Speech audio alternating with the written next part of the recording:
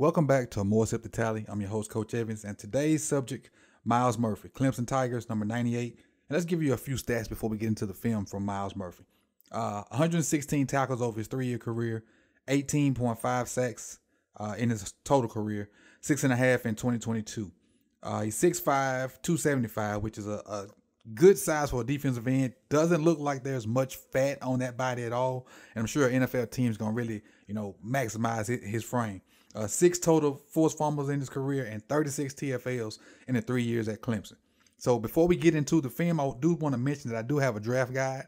The link will be in the description. You can click on that link and you can see all the scores I have for every player I've done so far. You can also see, there'll also be a link that you can click on videos from different guys I've done so far. So that'll be a continuous process of me updating.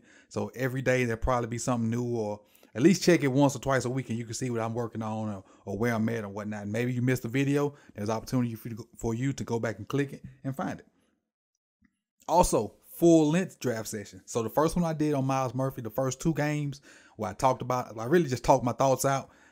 Those full-length film sessions are on my Patreon or if you're a member to my main channel, which is Sip the Tally. So if you're a member to Sip the Tally or you're a Patreon of my Patreon, Sip the Tally at patreon.com, there's a full-length 2 games of Myles Murphy and me talking about what I see and what I like and whatnot. And there'll be a lot more of those full feature games on my Patreon, and as a member, you'll get access to those. And then I'll come back and chop it up and put it as a regular YouTube video.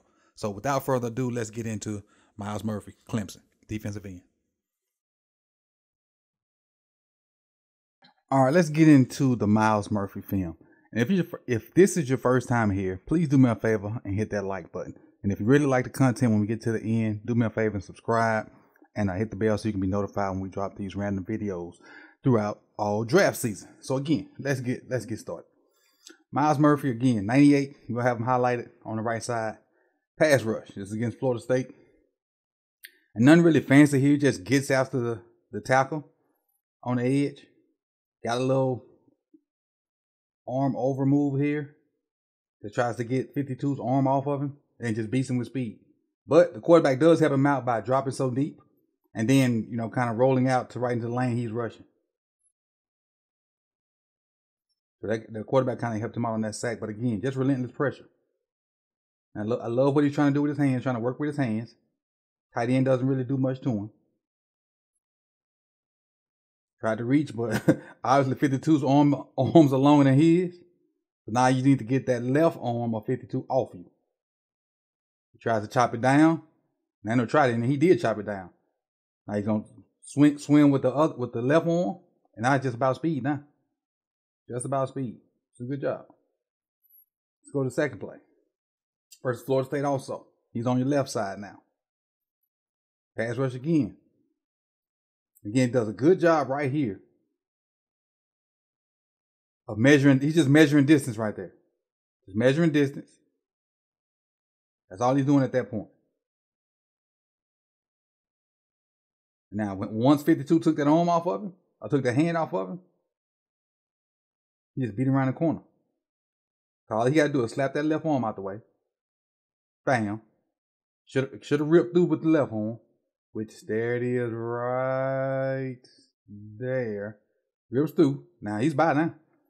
All 52 can do now is just hold it. So it's a good job of winning with speed. Not a lot of moves, but a good speed to go with his hand fighting. And all those things work together. Attacking the mesh. This is in the run game. Just go blow everything up. He basically almost tackled 3 people. Just watch. Just attacking the mesh. That's a lot. The Steelers do this a lot too. When they have when they play against mobile QBs, especially the Ravens, they just attack the mesh point. He coming out of there unblocked like a bat out of hell. The split guy don't get him because they're trying to run split zone. He can't get him. He can either tackle the running back or the quarterback. He's just creating havoc, and I love it. But now it's up to the rest of his teammates. But this is just about Murphy. Don't worry about what he's doing. So it's a good job by Murphy just attacking the mesh point. Making everybody uncomfortable, and they got to scramble and do something else. I still think they score on this, I think. But it's a good job of him attacking the mesh point. Now they did score. He got back in on the tackle, too. Watch it from this angle. Just blow it all up. Just blow it all up. Look at the quarterback. Quarterback's kind of flustered, don't really know what to do when he see all that coming. The read man's right in his face. He tries to pull it. Well, normally when you pull it, you replace where the read man came from. But he can't do that because he blew everything up.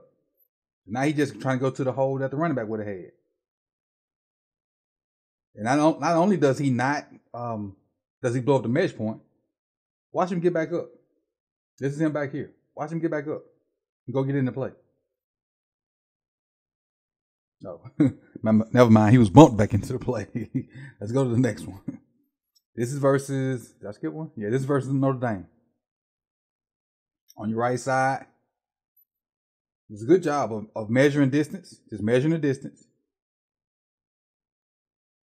77, I mean not 77. Whoever that tackle is, Notre Dame got some long arms, boy. Got some long arms. And I know this is a Myles Murphy film, but that's great posture by that tackle right there. That's great posture by the tackle and the guard. I just want to point out good football when I see it. That's great posture. But again, back to Murphy. Driving him off the edge, keeping that outside arm free just in case he spins out. So he's still kind of holding his edge too. Just keep working, closing the pocket down. Now, at this point, he's rushed past the quarterback. So a lot of defensive line coaches, when they tell their guys when they rush past the quarterback, to make sure they retrace down the line. And this is what he does, and he falls right into a sack. He works his way back down the line, falls right into a sack, which is a good thing. Let's watch him full speed. Let's watch it full speed. Fight. Retrace. Sack. Again versus Notre Dame. Now, he doesn't really have a play. I just like the fact that he was setting the edge. I just like the body posture and where he was, just in case it was a run to that side. That's it right there. That right arm free. He got the left arm extended into the tackle's, chest, trying to cave the gap down. But if anything were to pop out here, he'd have it because he got that right arm free and he can disengage and go get it. But obviously the run is to the other side.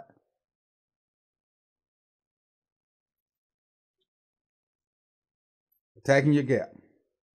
He has the C gap. You just blow it up. He just blew it up and made plays for everybody else. Just shoot your gap, and if you're gonna go, go. You got this is still a C gap, right? It's still a C gap right there. That's the gap you're gonna attack. Go blow it up, big fella. Beat the tight end inside, taking on the puller, and almost get the back. So he beat the tight end inside, which is, hold on, let me see if I can point it out to you, which is this cat. Beat the puller, which is this cat, and make an attempt to get a play on the running back, which is him right there.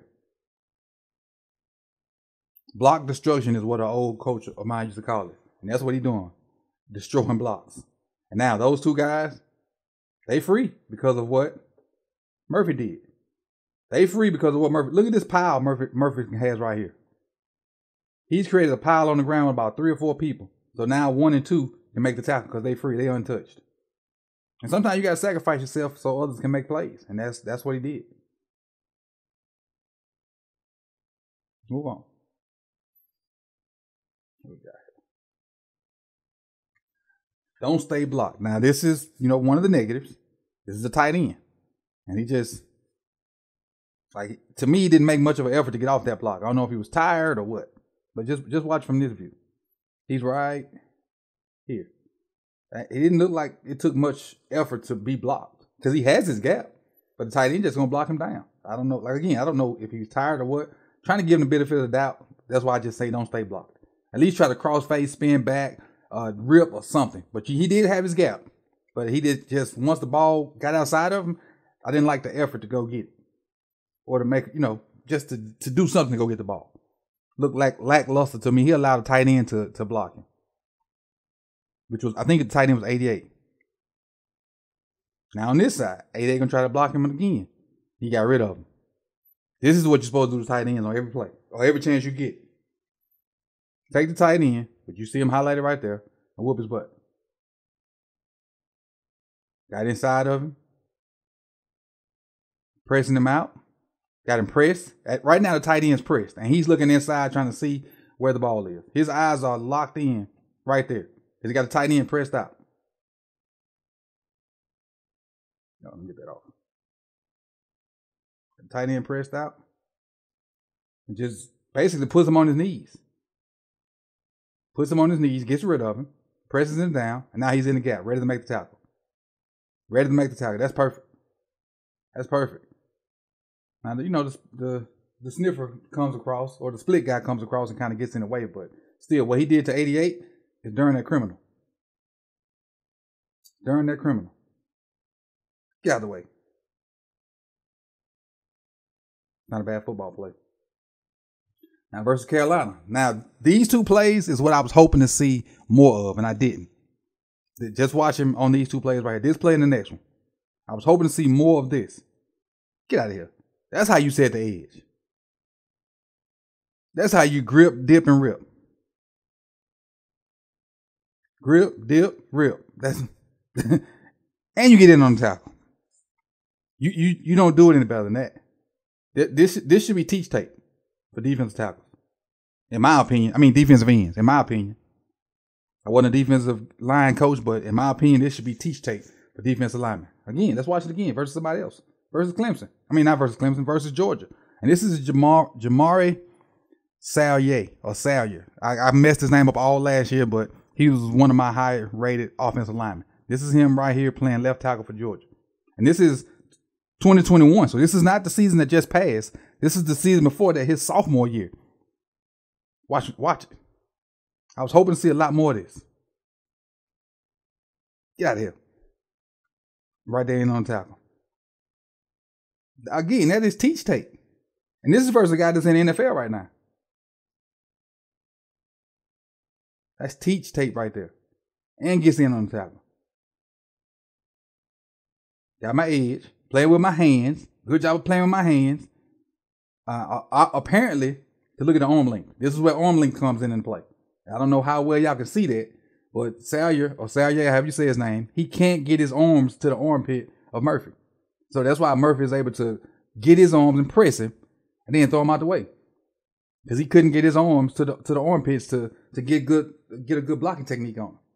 But that's why arm length comes into play. Well, you know, a lot of people are high on arm length. That's me doing air quotes. Let's go to the last one. Very last play for Murphy. This is versus Georgia again.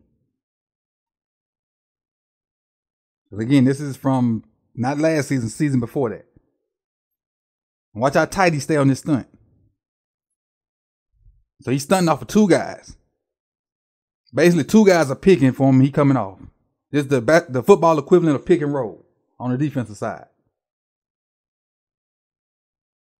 11's going to shoot that way. I don't know what number this is. He's going to shoot that way. And then you're going to have Murphy come off of both screens unabated to the QB.